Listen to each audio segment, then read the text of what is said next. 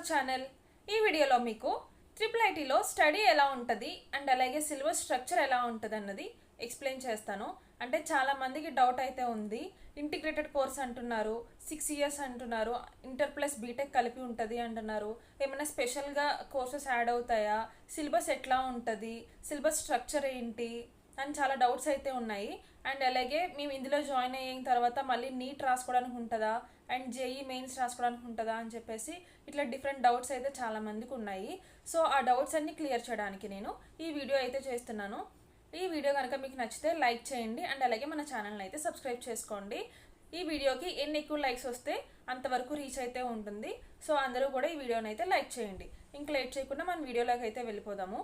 For PUC అంటే pre university course. ఇది మనకి 2 years ఉంటుంది. అంటే మనం ఇంటర్ ఎట్లా చదువుతామో అట్లా అక్కడ కూడా 2 years అయితే ఉంటుంది. PUC 1 and PUC 2. దీంట్లో మనకి 2 groups అయితే ఉంటాయి. First one MPC, second one వచ్చేసి ఎంబైపీసీ. మనకి ఇంటర్లో మల్టిపుల్ గ్రూప్స్ అయితే ఉంటాయి. ఎంపీసీ ఉంటుంది, బైపీసీ, సిఈసి, హెచ్ఈసి, ఇట్లా చాలా గ్రూప్స్ అయితే ఉంటాయి.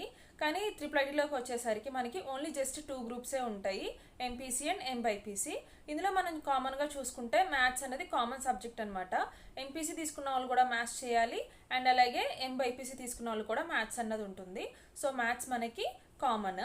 మనకి ఎవరికైతే మెడికల్ సైడ్ ఇంట్రెస్ట్ ఉంటుందో వాళ్ళు ఎంబైపీసీ చేస్తారు, లేదనుకునే వాళ్ళు ఎంపీసీ చేస్తారు. 2 years వాళ్ళు ఎంబైపీసీ కంప్లీట్ చేసిన తర్వాత నీట్ రాయొచ్చా అని చాలా మందికి డౌట్ అయితే ఉంది.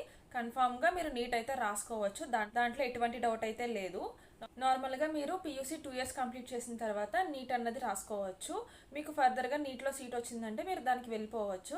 లేదు మేము బీటెక్కే కంటిన్యూ చేస్తాం అనుకున్న వాళ్ళు బీటెక్ కూడా కంటిన్యూ చేసుకోవచ్చు, దాంట్లో ఏం ప్రాబ్లం లేదు. సో అట్లనే జేఈ మెయిన్స్ కూడా రాసుకోవచ్చు. నెక్స్ట్ సిలబస్ స్ట్రక్చర్ ఎలా ఉంటుంది అని చెప్పి ఒక డౌట్ అయితే ఉంది.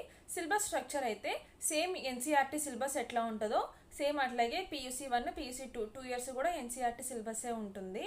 మీరు ఇప్పటి నుంచే ఎన్సీఆర్టీ బుక్స్ తీసుకుని ప్రిపేర్ అవుతారు అనుకుంటే ప్రిపేర్ అవ్వండి. ఇంకా మనకి సీట్ అలొకేషన్ అయ్యి కౌన్సిలింగ్లు, మెరిట్ లిస్టులు ఇవన్నిటికి చాలా టైం ఉంది కాబట్టి మీకు కన్ఫామ్గా సీట్ వస్తుంది, మీకు మంచి మార్క్స్ వచ్చినాయి అని ఒక కాన్ఫిడెన్స్ ఉంటే కనుక ఎన్సీఆర్టీ బుక్స్ తీసుకుని హ్యాపీగా ప్రిపేర్ అవ్వచ్చు, దాంట్లో ఎటువంటి డౌట్ అయితే లేదు.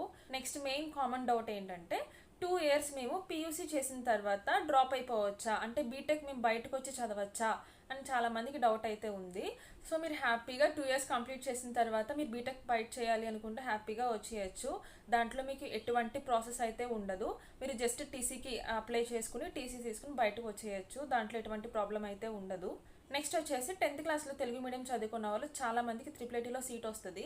సో ట్రిపుల్ ఐటీలో సీట్ వచ్చిన తర్వాత ఇప్పటి వరకు తెలుగు మీడియం చదువుకున్నాము, ఇప్పుడు ఇంగ్లీష్ మీడియం చదవాలంటే ఎట్లాగా అని కొంచెం భయం అయితే ఉంటుంది. మీరు అలాంటి భయం ఏం పడక్కర్లేదు, ఎందుకంటే ఫ్యాకల్టీ అందరూ కూడా మనకి ఇంగ్లీష్ టు తెలుగు అన్నదే చెప్తారు. మ్యాక్సిమం ఎక్కడో ఒక్కొక్క ఫ్యాకల్టీ అయితే ఫ్లూయెంట్గా ఇంగ్లీష్ మాట్లాడేవారు ఉంటారు తప్ప అందరూ అట్లా ఏముండరు. మీకు ఫ్రెండ్లీగానే మీకు అర్థమయ్యేటట్టే చెప్తారు. సో మీకు ఆ ఫియర్ అయితే అవసరం లేదు. ఈ వీడియోలో మీకు పియూసీకి సంబంధించి 2 years కోర్సెస్ కోసం చెప్పాను కదా, అండ్ అలాగే నెక్స్ట్ వీడియోలో బీటెక్లో ఏమేమి కోర్సెస్ ఉంటాయి, మాకు క్యాంపస్ ఇంటర్వ్యూస్ వస్తాయా, మాకు జాబ్స్ వస్తాయా అనే దాని మీద కూడా మీకు వీడియో చేసి పెడతాను. ఈ వీడియో కనుక మీకు నచ్చినట్లయితే ఈ వీడియోని లైక్ చేయండి అండ్ అలాగే మన ఛానల్ని సబ్స్క్రైబ్ చేసుకోండి. Thank you for watching.